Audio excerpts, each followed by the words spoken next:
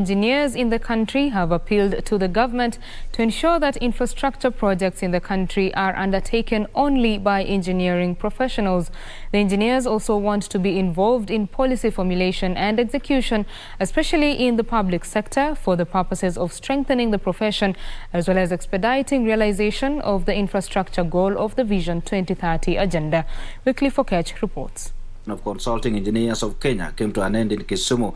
The attending engineering professionals pinpointed an emerging trend of some quarters outside the engineering profession attempting to dictate the practice. We have a system of certifying you. So we have taken positions. To reverse the trend, the engineers petitioned the relevant government agencies for protection. Petition the national and county governments to 1. Adapt performance-based contracting (PBC) for road maintenance. B. Reform management of the agencies in the water sector. And C. Explore and adopt on other financial models for infrastructure funding, including the existing funds, specifically like the pension fund, and more use of the PPP partnership, public-private partnership. The engineering professionals want both levels of government to involve them fully in the formulation and execution of policies touching on Kenya's Vision 2030 infrastructure goal. It was resolved that the ASEC shall petition the national and county governments to ensure that 1. Local content is applied rigorously in all projects to ensure that Kenyan engineering firms benefit from Kenyan projects. 2.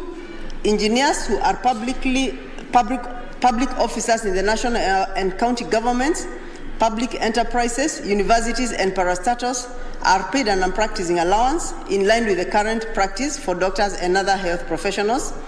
Number 3, engineering professionals are appointed to public infrastructure dockets.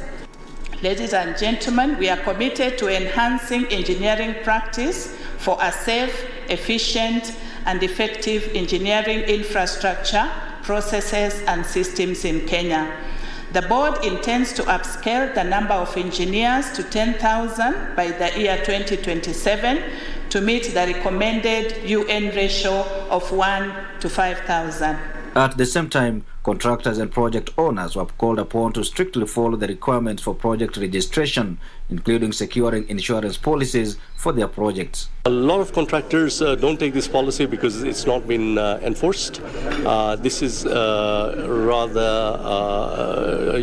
rather risky undertaking, and you need to have that insurance to make sure that you complete the project, to have the financial stability and protect you against any damages or loss.